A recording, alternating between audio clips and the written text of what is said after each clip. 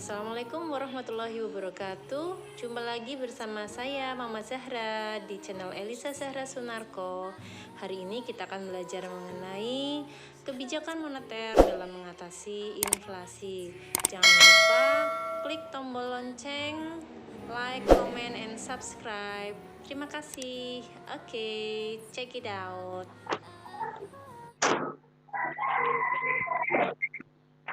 Oke, kita mulai saja. Assalamualaikum warahmatullahi wabarakatuh. Waalaikumsalam. Oke, selamat sejahtera untuk kita semua. Semoga kita selalu dalam perlindungan Allah Subhanahu wa Ta'ala, dan kita suatu saat nanti bisa bertemu di dalam kelas yang betul-betul dalam kelas. Tapi walaupun kita nggak ketemu di dalam kelas seperti biasanya, kita ketemu di dalam kelas virtual ini sudah syukur alhamdulillah, karena ini berarti kita dalam keadaan sehat walafiat, seperti itu ya.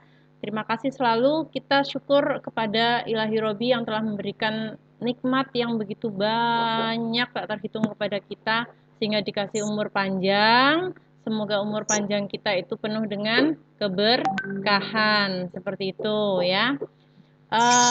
Masya Allah. Tolong dimatikan dulu nggak apa-apa. Salah satu, dua saja. Ya, oke, mati semuanya.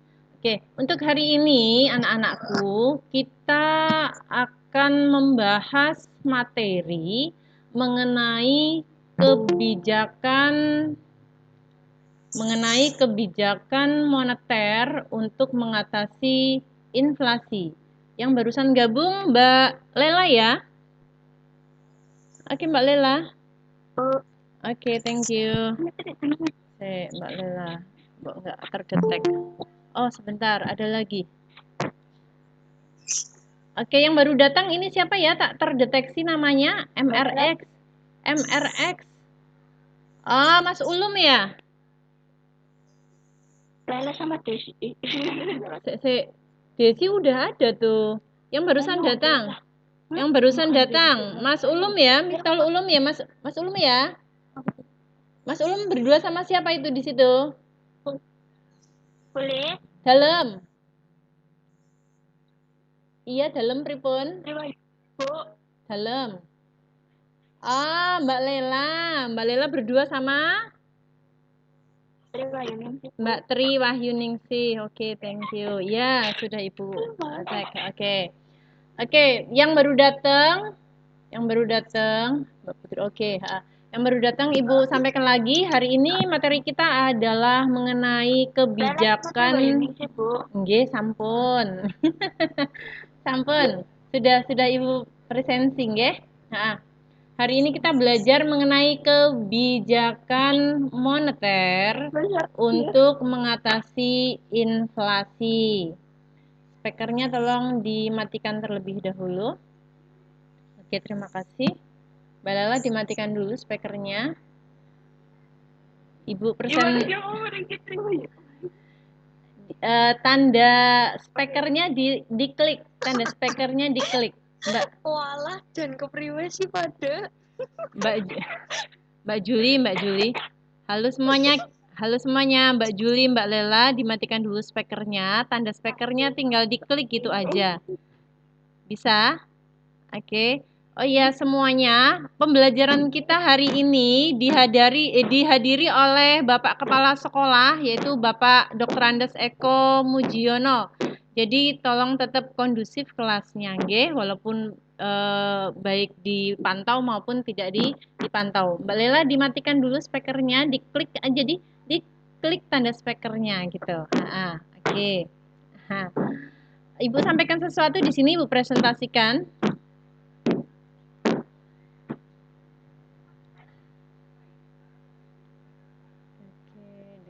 Sebentar ya. Kebijakan moneter.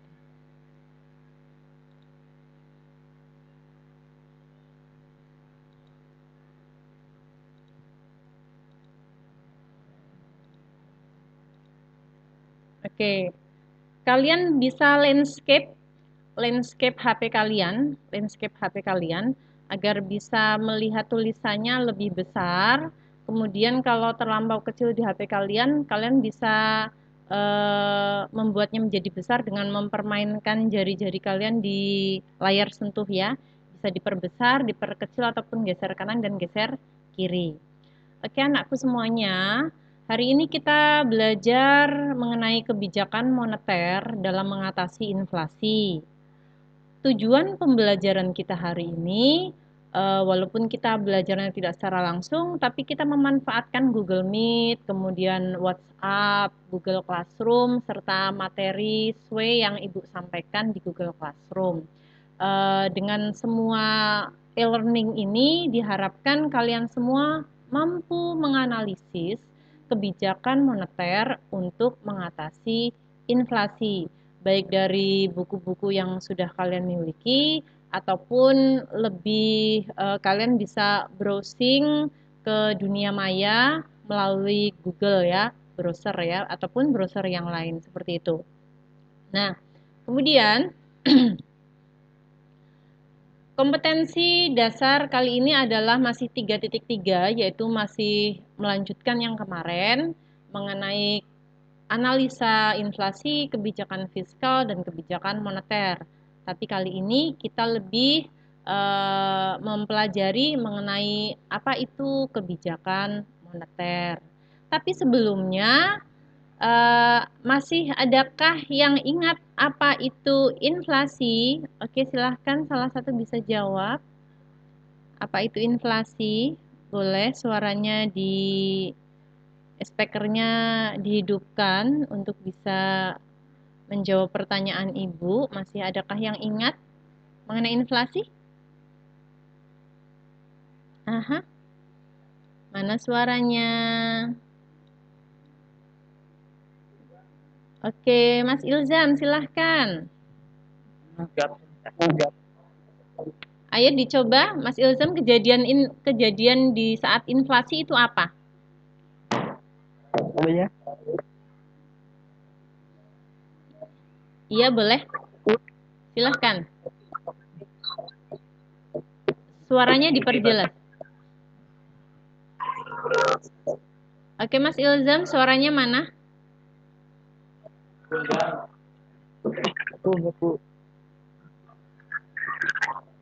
Masa. Halo, silahkan Mas Ilzam. Inflasi itu kejadian yang seperti apa ya? Seperti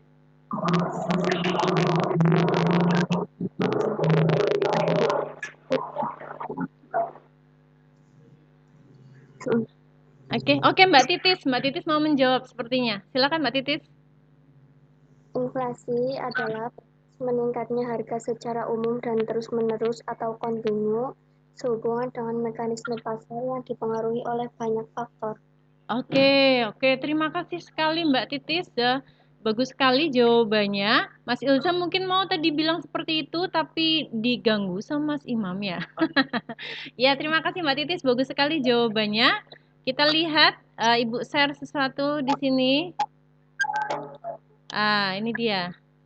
Ini dia. Bisa terlihat ya? Bisa terlihat. Oke. Bisa terlihat di sini tadi Mbak Titis mengungkapkan mengenai inflasi di mana kecenderungan harga barang dan jasa itu naik secara kontinuitas atau terus menerus. Speakernya dimatikan dulu. Iya, Ibu jelaskan sesuatu ya. Kemudian tadi Mbak Nggak ada gambarnya, Bu. Oh, nggak ada gambarnya. Sebentar. Nggak ada gambarnya ya? Ada yang bisa lihat gambarnya? Enggak. Oh, nggak ada. Oke. Ibu stop dulu. Ibu masukkan lagi materinya. Sebentar ya. Ya, Bu. Oh, ada yang masuk. Mas Imam masuk. Oke, sebentar.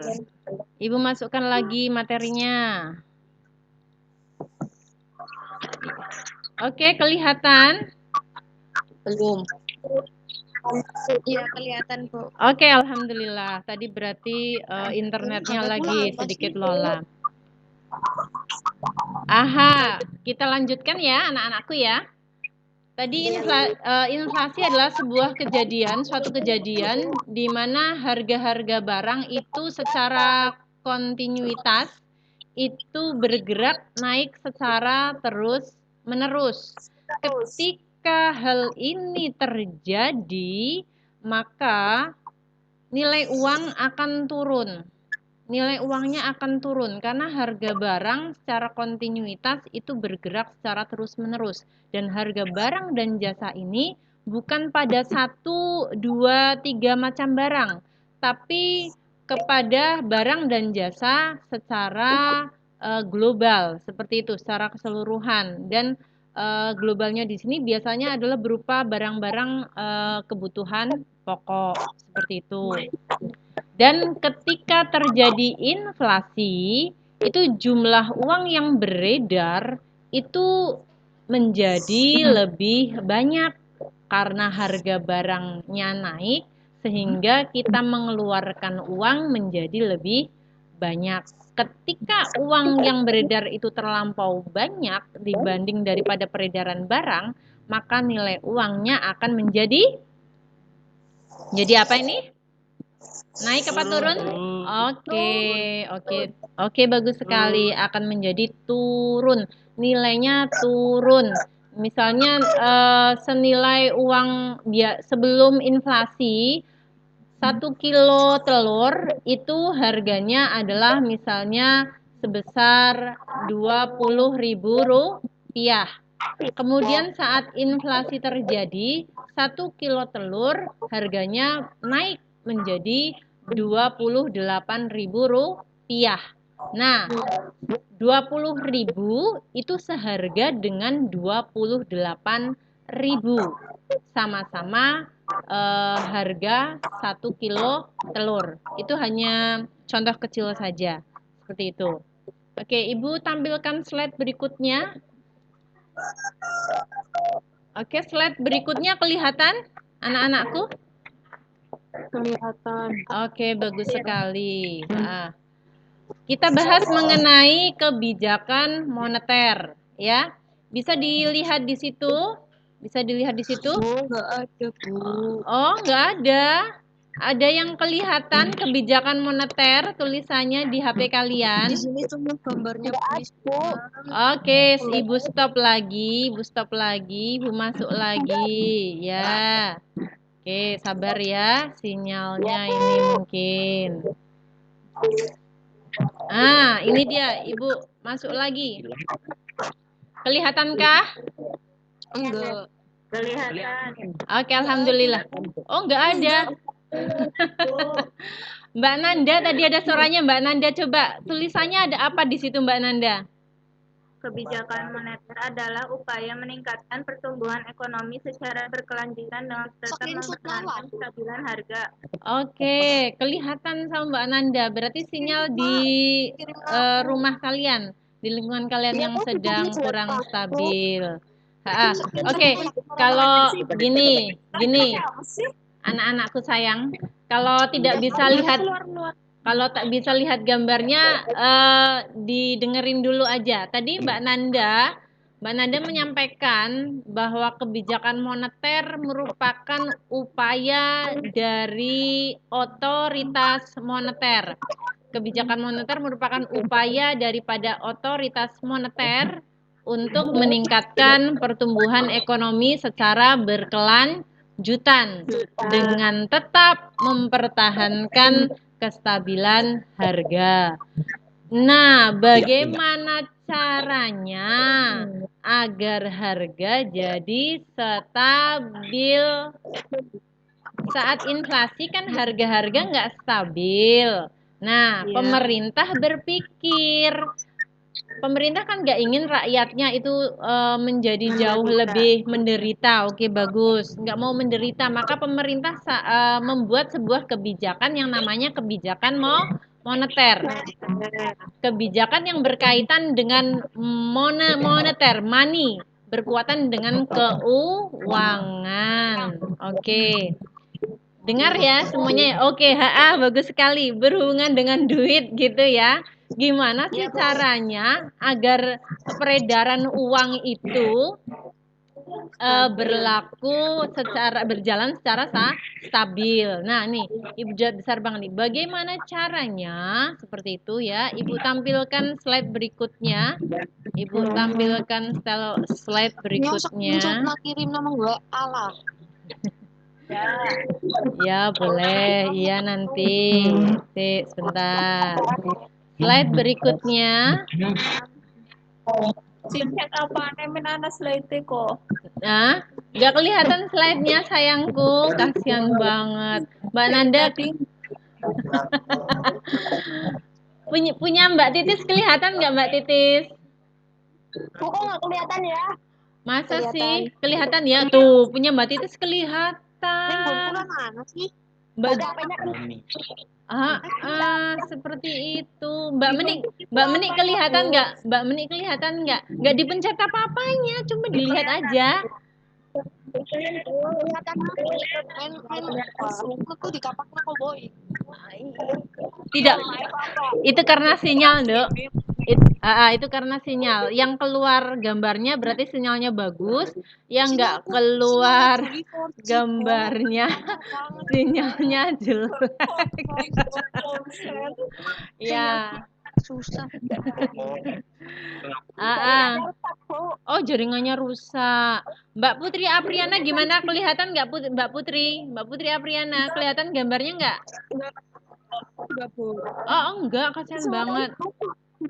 Mbak Putri Angel? Cuma gambarnya Bu Guru toh. Oh, ya Allah, Ibu stop sharing lagi. Stop sharing lagi. Kabar, Bu. Oh, kasihan banget. Nih, sebentar. Gambarnya HP-nya kentang, Bu. Kayak punya kentang. Kentang ya. Untung bukan celiring ya. Kelihatan nggak? Sudah Ibu share lagi nih. Belum, Bu. Kurang ini, Bu.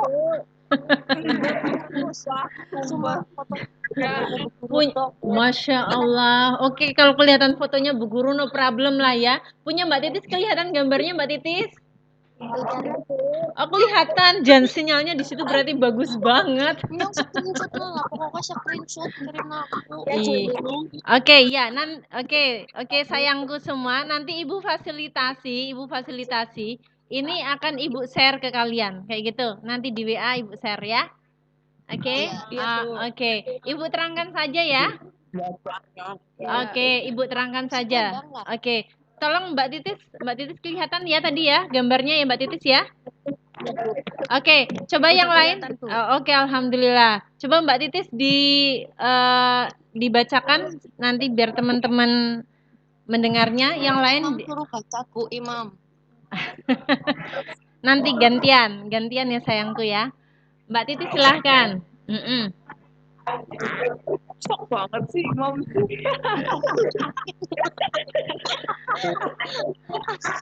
Oke. Ya. Ya, ini dia. Keramaian kita di kelas virtual kita. Oke, tadi kan bagaimana caranya agar bank sentral itu mengatur keseimbangan agar bisa menstabilkan inflasi. Bank sentral mengatur keseimbangan antara jumlah uang yang harus dikeluarkan itu harus sama dengan persediaan jumlah barang. Dengan seperti ini, maka inflasi akan terkendali. Jikalau inflasi itu terkendali, maka akan tercapai yang namanya kesempatan kerja penuh. Iya.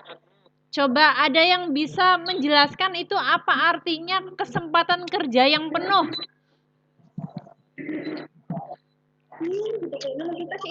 Kesempatan kerja yang penuh. Coba siapa yang mau menjawab?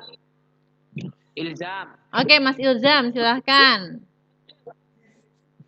Imam. Jangan tunjuk-tunjukkan. Sudah ada kata kuncinya itu, kesempatan kerja penuh. Kesempatan.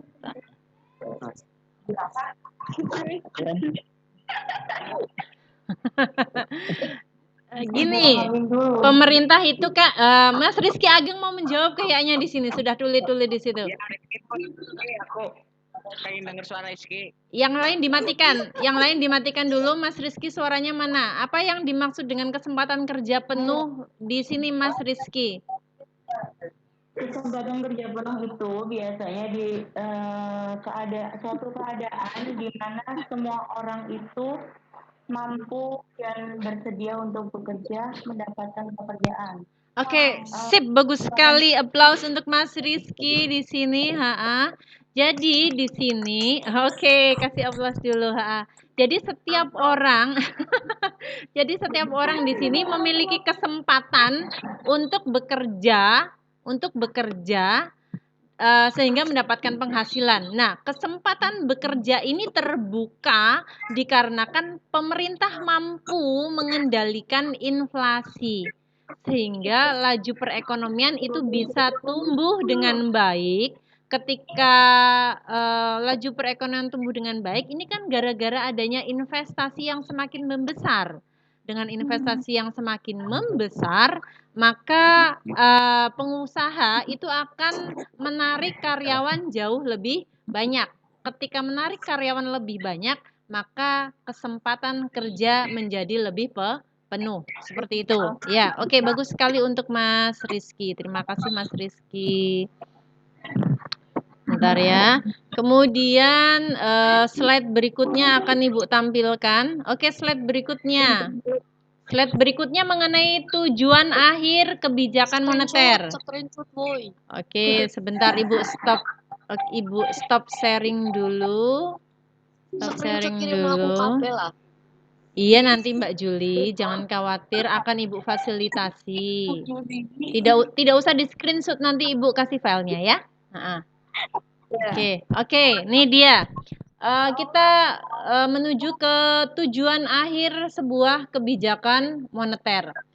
Kebijakan moneter ini yang menggelontorkan kebijakan moneter, yang membuat kebijakan moneter itu kan otoritas moneter bekerja sama dengan pemerintah, yaitu Kementerian Keuangan. Mengapa ada kebijakan moneter? Tentu saja tujuannya ada beberapa. Ibu rangkum menjadi 4 hal di sini. Speakernya dimatikan dulu, tolong. Sebelum Ibu bertanya. Oke, speakernya dimatikan dulu sebelum Ibu bertanya. Kalau pas ada sesi pertanyaan, nanti dihidupkan salah satu ataupun 2, 3 anak untuk menjawab. Oke. Tujuan akhir dari sebuah kebijakan moneter yang dikeluarkan oleh otoritas moneter. Jadi diingat, kebijakan moneter ini dikeluarkan oleh otoritas moneter dan kepemerintahan Kementerian Keuangan. Mengapa ini digelontorkan? Ya karena tujuannya adalah tadi untuk kesempatan kerja penuh. Dengan kesempatan kerja penuh, maka akan membuat adanya pemerataan pendapatan. Dan pemerataan pendapatan ini akan menumbuhkan pertumbuhan perekonomian. Kemudian tentu saja adanya kestabilan harga yang sangat diharapkan oleh masyarakat banyak ya, karena kalau harga nggak stabil rakyat menderita, resah gelisah begitu, menderita itu bahasanya Mbak Nanda tadi ya. Kemudian selain ketiga hal itu juga tujuan akhir daripada kebijakan moneter merupakan hal yang keempat, yaitu tercapainya keseimbangan neraca pembayaran. Tercapainya keseimbangan neraca pembayaran. Itu tadi merupakan tujuan akhir daripada kebijakan moneter. Diingat, ada harga jadi stabil. Tentu ya, ketika kebijakan moneter berarti berkaitan dengan keuangan ya. Harga jadi stabil, kemudian adanya pertumbuhan ekonomi yang tinggi karena investasi itu tambah gitu ya, sehingga pemerintah itu pengusaha itu mudah untuk memproduksi sehingga adanya kesempatan kerja penuh dan pemerataan pendapatan. Dan berikutnya adalah mengenai terjadinya keseimbangan neraca pembayaran. Tolong Sekali lagi anak-anakku, speakernya dimatikan terlebih dahulu. Nanti kalau ada pertanyaan baru dibunyikan, baru diklik. Oke semuanya? Ibu menuju ke slide berikutnya. Slide berikutnya. Slide berikutnya adalah instrumen. Instrumen kebijakan moneter. Instrumen itu istilah lainnya adalah alat. Alat yang digunakan oleh otoritas moneter di sini adalah Bank Indonesia dalam rangka menstabilkan keuangan di suatu negara, seperti itu. Instrumen-instrumen ataupun alat yang digunakan oleh otoritas moneter dalam mengendalikan inflasi itu paling tidak ada 5. Ada 5. Ada yang bisa melihat slide Ibu? Tolong dibuka speakernya. Enggak. Yang oke. Yang kelihatan saya di stop oke. Dimatikan speakernya. Tolong yang bisa melihat menjawab Ibu. Siapa yang bisa melihat itu tadi slide-nya Ibu yang terbaru? Yang tidak bisa. Bisa. Oke, Putri Angelina ya. Putri Angelina kelihatan? Kelihatan. Oke, alhamdulillah. Ada berapa di situ kelihatan, Mbak? Ada 5. Oke, ada 5. Sinyal aku putus-putus, Bu. Oh, enggak apa-apa. Oke. Cintamu tuh diputus ya. Oke, ada 5. Oke, dimatikan dulu speakernya. Matikan dulu speakernya. Kecuali speakernya Mbak Nanda. Oke, Mbak Nanda ada Mbak Angelina. Speakernya tetap dibunyikan. Instrumen ataupun alat kebijakan moneter yang pertama muncul di situ apa Mbak Angel? Kebijakan operasi pasar terbuka, Bu. Oke, didengarkan semuanya. Jadi speakernya dimatikan dulu. Kebijakan operasi pasar terbuka atau bahasa kerennya itu open market operation, ya, open market operation. Ini merupakan salah satu jenis kebijakan moneter yang digunakan oleh otoritas moneter, dalam hal ini adalah bank sentral ya, dalam rangka mengurangi ataupun menambah jumlah uang beredar. Jadi jumlah uang beredar itu bisa dikurangi dan bisa ditambah. Jikalau pemerintah akan menambah jumlah uang yang beredar, ya, maka pemerintah akan membeli surat berharga. Tapi kalau untuk yang mengurangi jumlah uang yang beredar, maka pemerintah akan menjual surat berharga. Surat berharganya ini adalah surat berharga SBI, Sertifikat Bank Indonesia, yang dikeluarkan oleh Bank Indonesia, kemudian dijual ke pasar modal, dan yang membeli antara lain adalah bank-bank umum.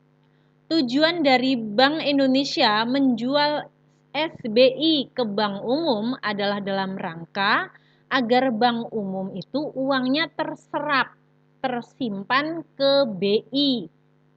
Ketika uang itu tersimpan ke BI, maka jumlah uang yang diedarkan oleh bank umum untuk dikreditkan kepada masyarakat secara umum jumlahnya menjadi menurun.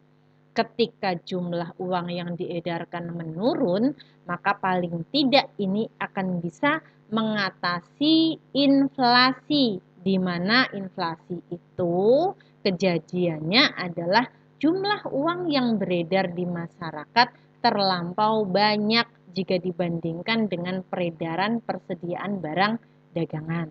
Jadi diingat, ketika inflasi terjadi, maka pemerintah mengeluarkan kebijakan operasi pasar terbuka dengan cara menjual surat berharga SBI ke bank umum di pasar modal. Dan nanti ketika keadaan mulai stabil kembali, maka SBI surat sertifikat berharga ini yang tadi sudah dipegang oleh bank umum dan uangnya bank umum terserap oleh BI, maka pada keadaan sudah normal, maka Bank Indonesia akan membeli kembali surat berharga yang tadi sudah dijual ke bank umum. Ketika membeli kembali berarti otomatis uang bank umum yang tadinya tersimpan di BI itu akan dikembalikan lagi ke bank sehingga bank bisa menyalurkan kembali uang-uangnya ke masyarakat dalam bentuk kredit jauh lebih banyak. Dan ketika nanti terjadi inflasi lagi, maka dijual lagi itu SBI-nya. Seperti itu terus menerus. Seperti itu. Jelas? Paham? Oke, dibuka speakernya. Jelas? Paham, Bu. Oke, jadi Ibu tanya. Saat inflasi, Bank Indonesia itu akan menjual surat berharga atau membeli surat berharga? Oke, bagus sekali. Oke, sip, bagus sekali. Jadi saat inflasi terjadi, Bank Indonesia itu menjual surat berharga. Saat kondisi sudah stabil, Beli. Oke. Sip, bagus sekali. Akan membeli kembali surat berharga yang tadi sudah dijual kepada bank umum. Oke. Itu kebijakan yang pertama. Kebijakan yang kedua dalam kebijakan moneter ini, oke, dimatikan dulu speakernya semuanya, Ibu akan jelaskan lagi, nanti Ibu akan bertanya lagi kepada kalian. Yang kedua adalah kebijakan penetapan tingkat suku bunga bank. Kebijakan mengenai tingkat suku bunga bank atau sering dipakai bahasa Inggrisnya adalah discount rate atau tingkat suku bunga bank atau politik diskonto, discount rate. Ketika discount rate itu digelontorkan oleh otoritas moneter ini, dalam hal ini adalah BI, maka ada dua cara juga seperti operasi pasar terbuka tadi, menjual dan membeli. Tapi kalau yang tingkat suku bunga bank itu bukan menjual atau membeli, tapi menaikkan tingkat suku bunga atau menurunkan tingkat suku bunga. Jadi ceritanya seperti ini. Ketika inflasi terjadi, itu kan uang beredar di masyarakat terlampau banyak. Maka otoritas Bank Indonesia menetapkan tingkat suku bunga bank untuk bank umum itu bunganya dinaikkan, persentase bunganya dinaikkan. Dengan menaikkan tingkat suku bunga bank, maka diharapkan kepada masyarakat, kepada nasabah, kepada investor itu untuk menyimpan uangnya di bank dengan persentase bunga lebih besar. Jangan menghabiskan uang atau mengedarkan uang terlampau banyak untuk pembelanjaan barang. Jadi diingat, pada saat inflasi lebih baik itu menyimpan uang di bank, didepositokan dibanding uang tersebut dikeluarkan untuk membeli produk atau barang. Dengan seperti ini, ketika uang nasabah itu tertarik ke perbankan, maka uang yang beredar di luar bank itu menjadi lebih kecil. Dengan seperti ini berarti itu salah satu cara untuk mengurangi jumlah uang beredar di masyarakat. Jadi kesimpulannya adalah ketika terjadi inflasi, maka bank akan menaikkan tingkat suku bunga. Ketika sudah stabil lagi, tingkat suku bunganya dinormalkan kembali atau diturunkan kembali. Jadi tingkat suku bunga bank bisa dinaikkan, bisa diturunkan. Dinaikkan saat terjadi inflasi dan diturunkan ketika harga-harga sudah normal kembali. Oke, boleh dibuka spekernya. Jelas penjelasan Ibu mengenai kebijakan discount rate? Jelas. Oke, sip, bagus sekali. Saat kondisi sudah stabil, bank itu akan menaikkan atau menurunkan suku bunga, Bang? Menurunkan. Menurunkan. Normalkan. Oke, sip, bagus. Menurunkan suku bunga bank. Tapi saat inflasi terjadi, Naikkan. menaikkan tingkat suku bunga. Dalam rangka apa? Menstabilkan itu perekonomian. Dalam rangka apa? Menarik uang nasabah untuk masuk di tabungan. Seperti itu. Oke. Oke, semuanya Ibu terangkan yang ketiga. Di sini ada 5 ya. Ibu terangkan yang ketiga. Di spekernya dimatikan lagi dulu. Spekernya dimatikan lagi dulu. Oke, spekernya matikan dulu. Yang keempat adalah kebijakan cadangan kas. Kebijakan cadangan kas. Ini juga salah satu cara untuk mengatasi inflasi, di mana uang yang beredar terlampau banyak pada saat kejadian inflasi. Nah, caranya gimana? Caranya salah satunya adalah poin nomor 3, yaitu dengan adanya kebijakan cadangan kas.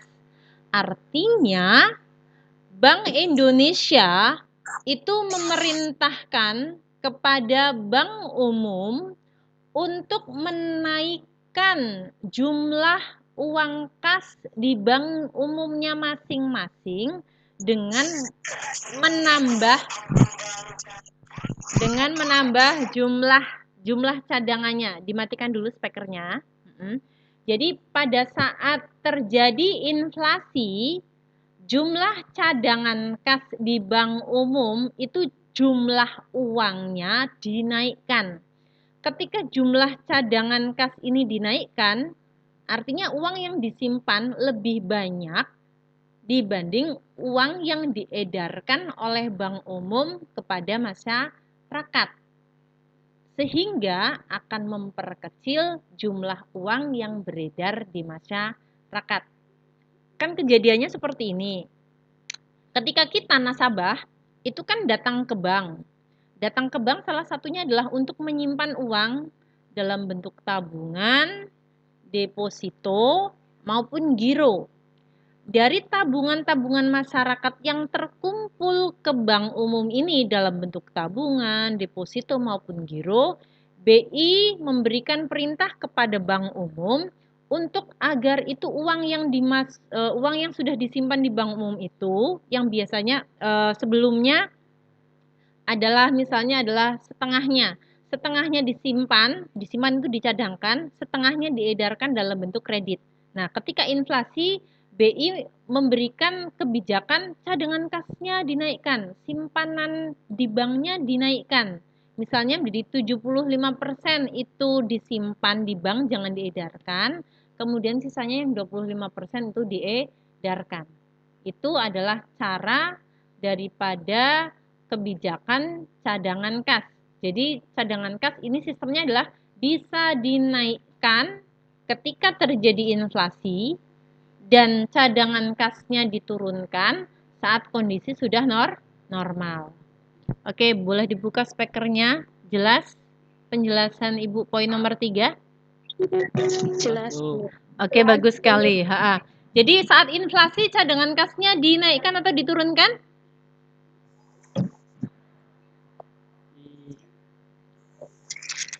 Cadangan kas di bank umumnya, uang yang disimpan di bank umum itu diperbesar atau diperkecil ketika inflasi?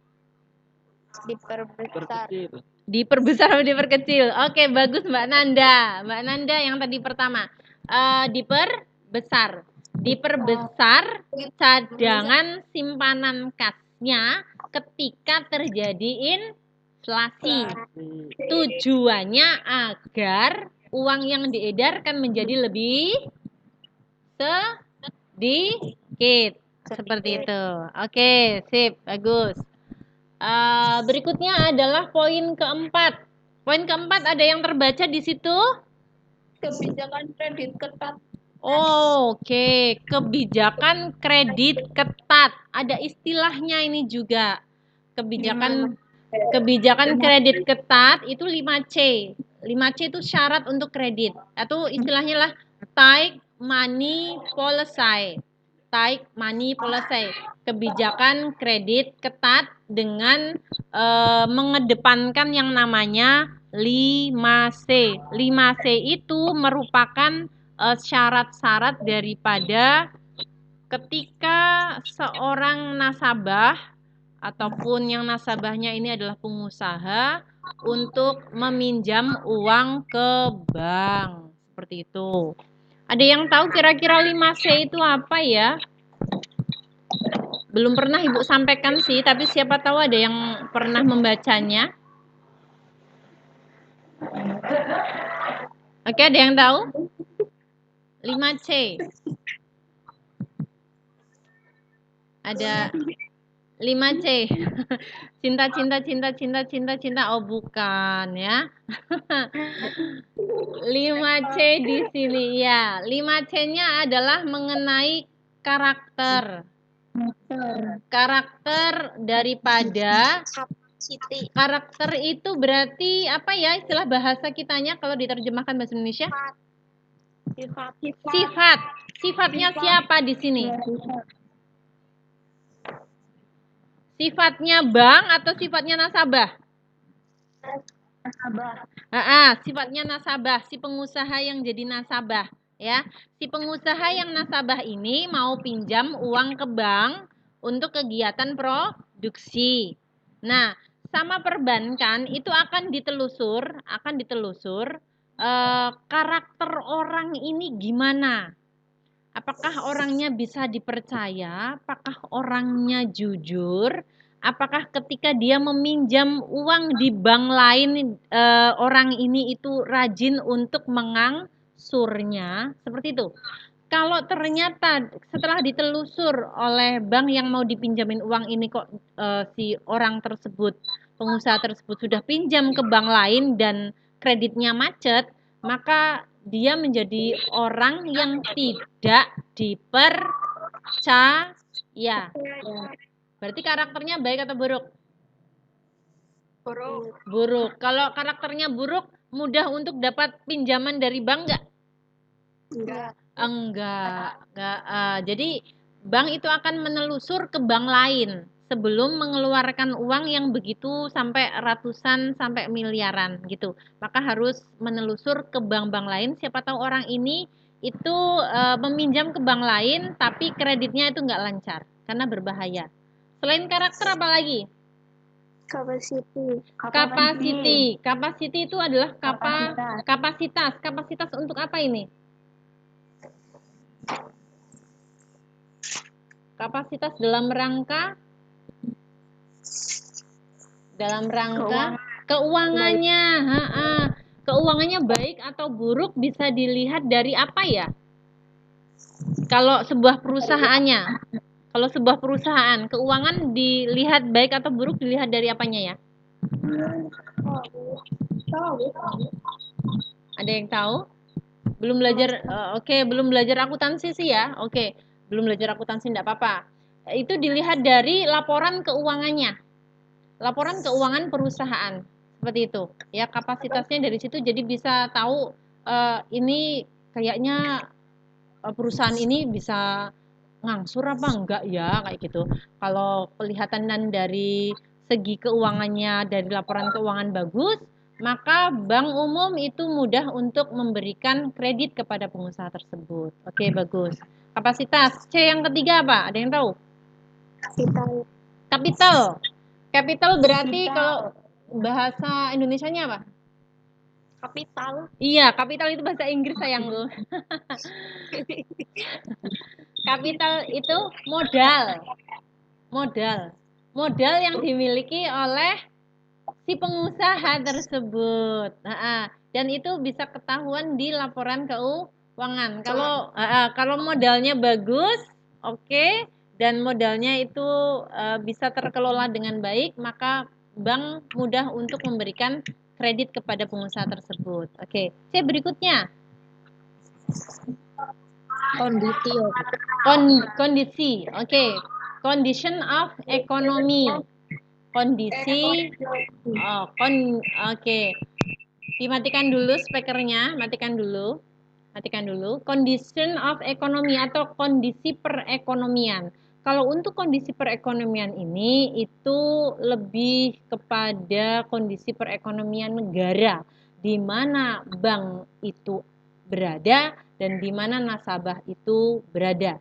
Seperti itu. Jadi sebenarnya lebih kepada kerjasama antara si peminjam, nasabah yang meminjam uang atau pengusaha yang meminjam uang, dan kerjasama dengan bank umum tersebut. Bagaimana cara mereka berdua itu berkomunikasi dalam kondisi perekonomian seperti itu, ya. Kayak contohnya untuk saat-saat masa pandemi ini, itu karena kondisi perekonomian saat pandemi itu naik apa turun? Turun, oke. Ketika turun, maka otoritas moneter, yaitu Bank Indonesia, itu memerintahkan kepada bank umum untuk memudahkan kepada para nasabah yang meminjam uang itu jangka waktu mengangsurnya itu diperpendek apa diperpanjang? Diperpanjang karena memang kondisi ekonomi yang sedang buruk kayak gitu. Ini merupakan salah satu bentuk C yang keempat tadi, kondisi perekonomian, ya.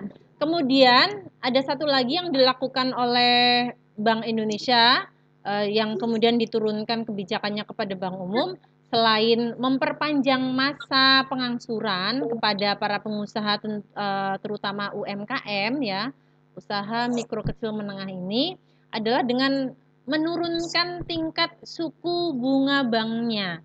Jadi tingkat suku bunga banknya dikecilin dibanding sebelum terjadi pandemi, kemudian memperpanjang masa pengangsuran. Seperti itu, ya. Berikutnya adalah C yang terakhir, C yang kelima, apa coba? Kolateral itu bahasa kitanya apa?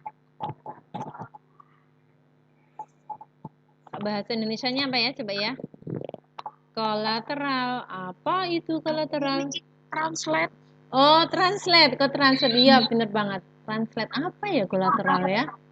Kolateral itu agunan. Tahu agunan? Bahasa Jawane kuwi boreh. Tahu? Enggak. Oh. Jaminan. Maksudnya jaminan ya? Bu, Jidan nggak masuk ya, Bu? Jidan nggak masuk, ya. Gimana ya? Ya nanti kita. Jidan nge-game. Oke. Yang terakhir tadi apa tadi? Kolateral. Kolateral atau jaminan? Jaminan yang dimiliki oleh siapa? Nasabah. Jaminan yang dimiliki oleh nasabah yang berlaku sebagai pihak yang pinjam uang. Sebagai pihak yang pinjam uang. Jadi ketika nasabah yang pinjam uang ini kok jumlahnya itu uangnya itu gede gitu ya, besar gitu, maka harus ada sesuatu yang dijaminkan agar pihak bank itu juga merasa aman. Uangnya sudah dipinjamkan, masa nggak ada jaminan gitu.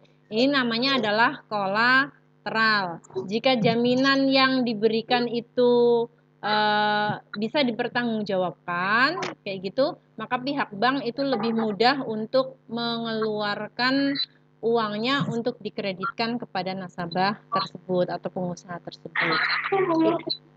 Itu tadi untuk kebijakan yang 5C, yaitu kebijakan moneter poin nomor 4. Yang terakhir adalah kebijakan dorongan moral. Kebijakan dorongan moral, nggak ada gambar ya? Tidak apa-apa, dari suaranya Ibu dulu. Kebijakan dorongan moral ini merupakan kebijakan yang kelima dari alat-alat kebijakan moneter yang dikeluarkan oleh Bank Indonesia. Caranya apa ya? Kalau yang tadi nomor 1 sampai 4 itu kan berkaitan dengan keuangan semua. secara real, uang secara real, betul-betul uang, gitu. Tapi kalau yang kebijakan dorongan moral, kayaknya berupa apa ini? Bank sentral itu ngapain ya dengan kebijakan dorongan moral ini? Ada yang bisa tahu? Ada yang mau menjawab? Bank Indonesia itu bergerak bagaimana biar masyarakat itu bisa membantu pemerintah dalam mengatasi inflasi? Dorongan moral, bukan berupa uang.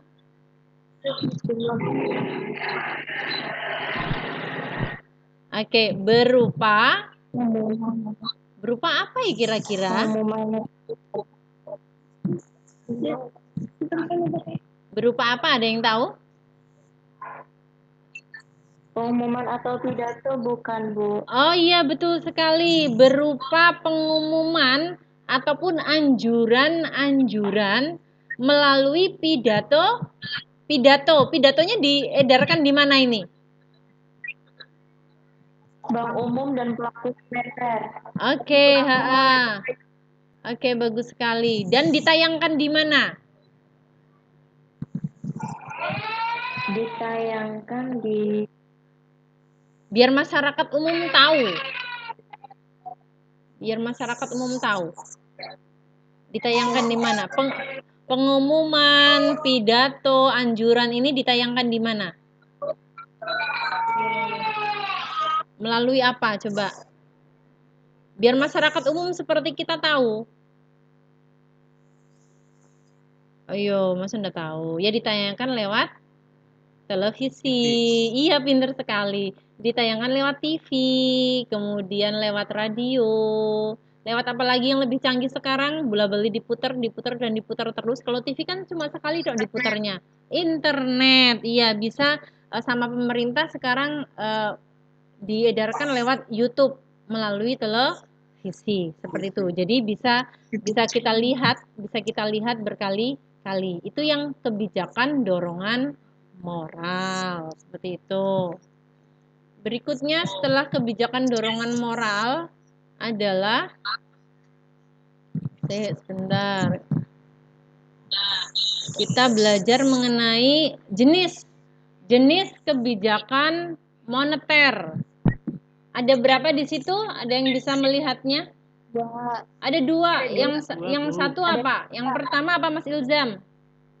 Kebijakan ekspansif. Yang kedua apa Mas Imam?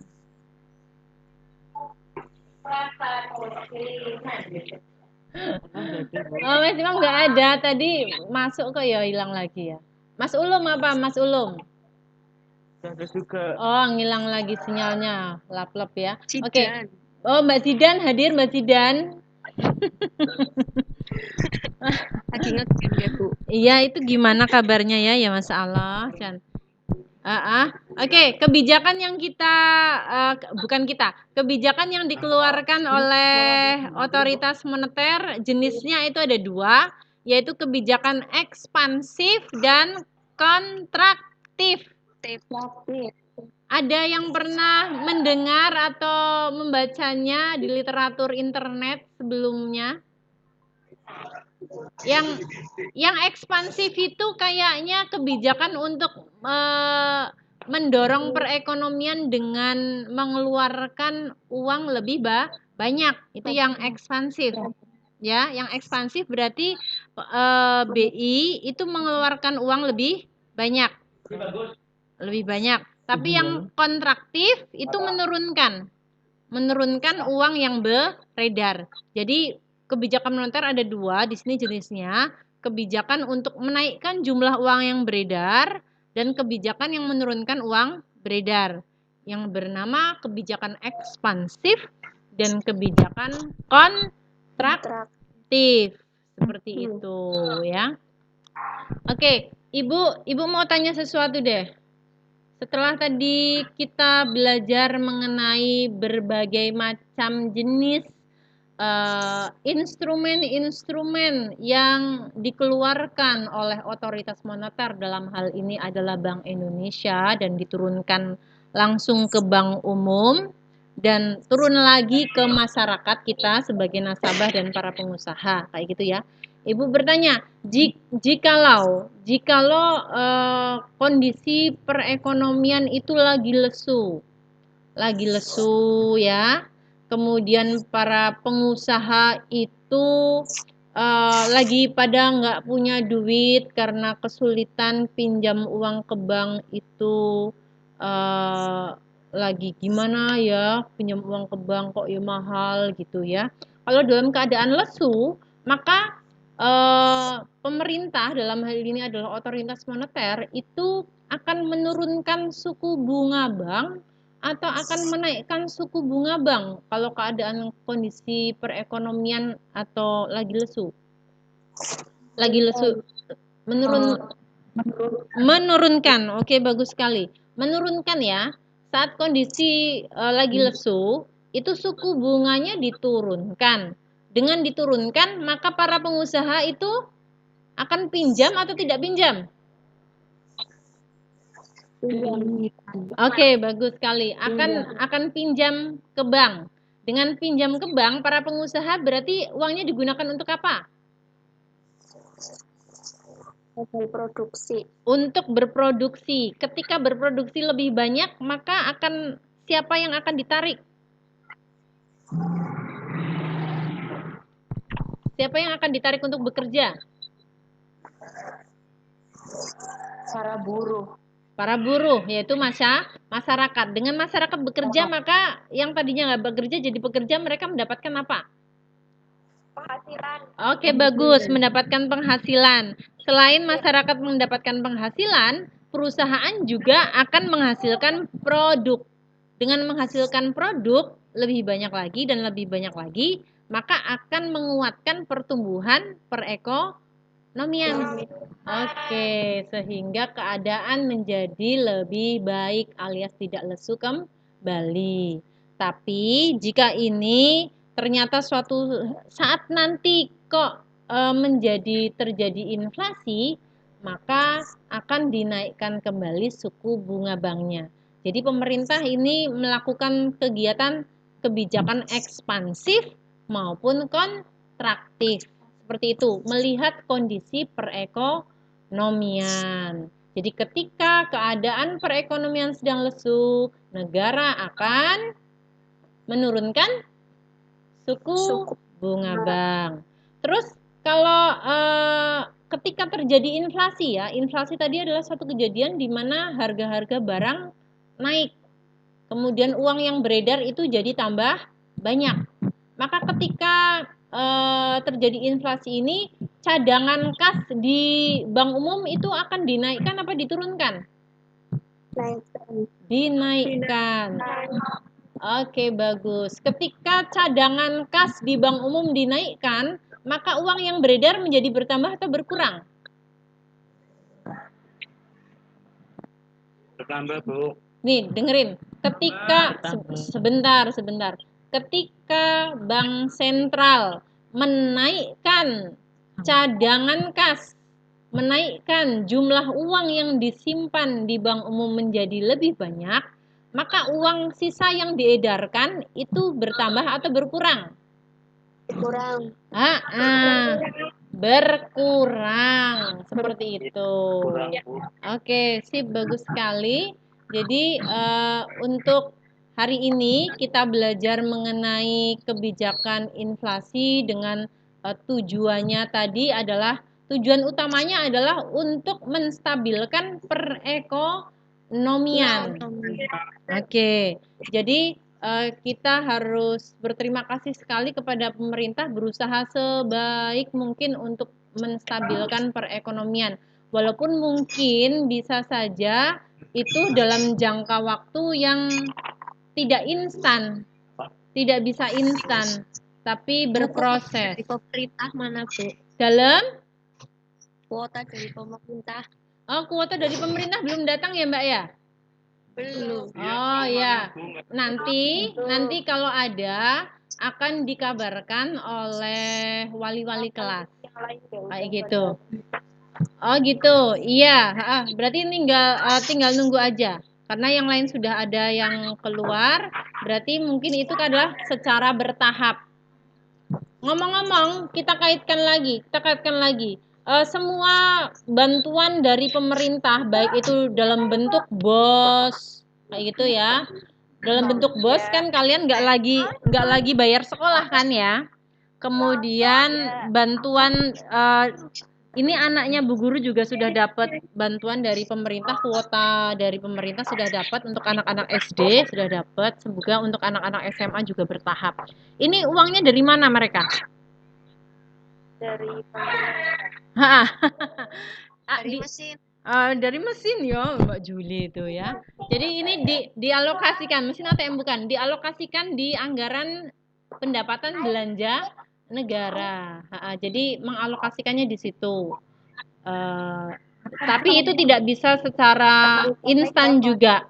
Tidak secara instan, tapi secara bertahap melalui proses. Jadi sabarlah untuk kalian semua. Insya Allah itu juga akan turun karena kemarin anaknya Ibu sudah dapat bantuan juga untuk anak-anak SD. Semoga nanti SD, SMP, SMA mendapatkan bantuan seperti itu ya. Tapi alhamdulillah karena kita sudah anak-anak SMA sudah dibebaskan dari membayar SPP.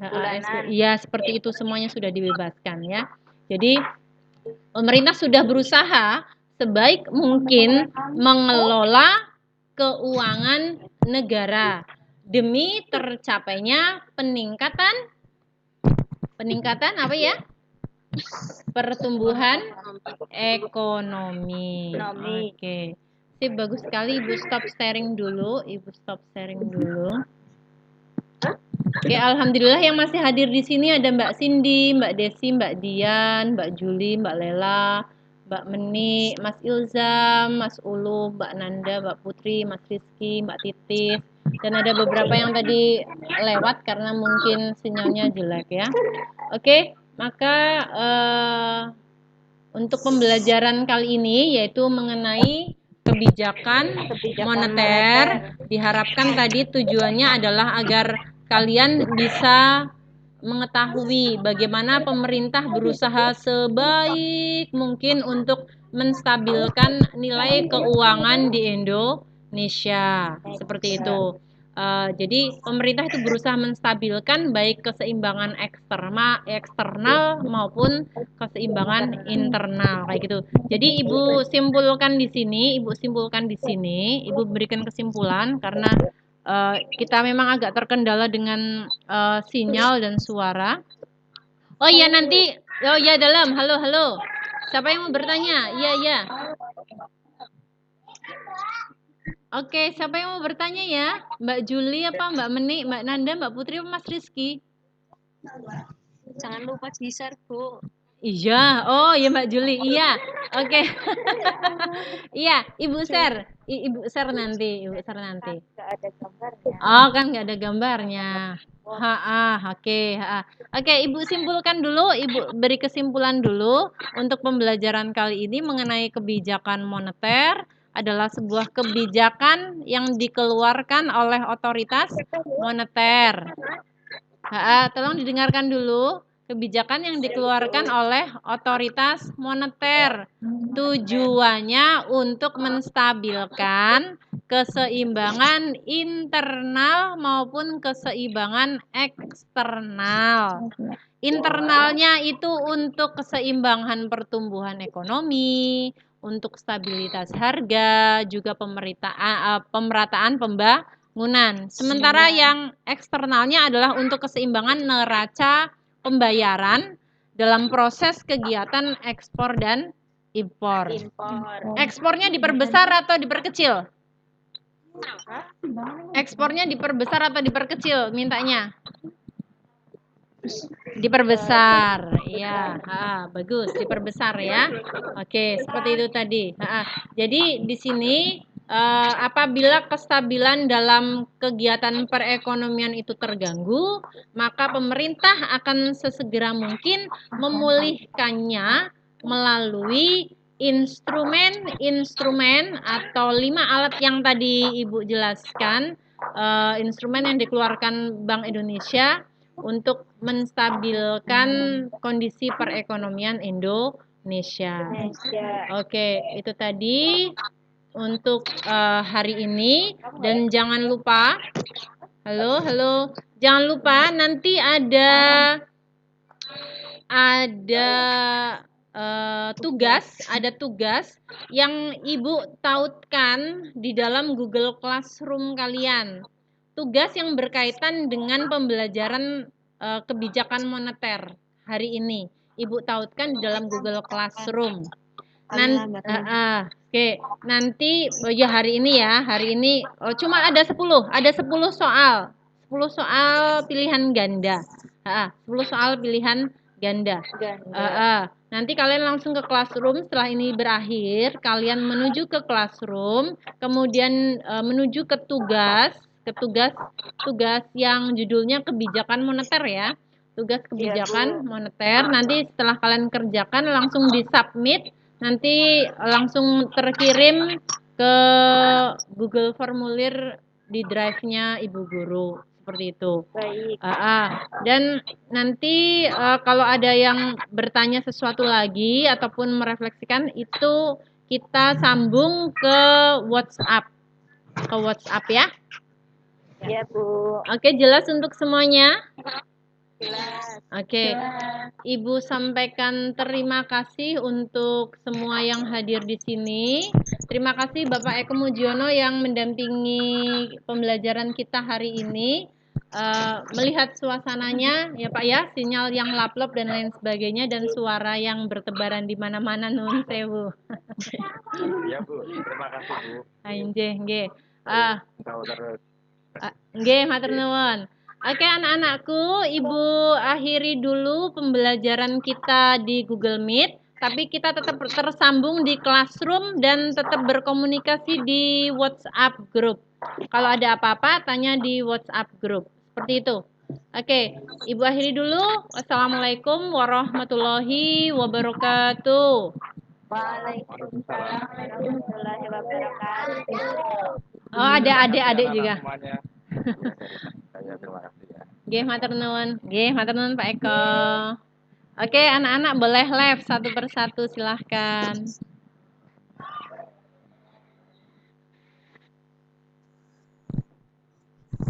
Iya, Mbak Juli boleh live, silahkan.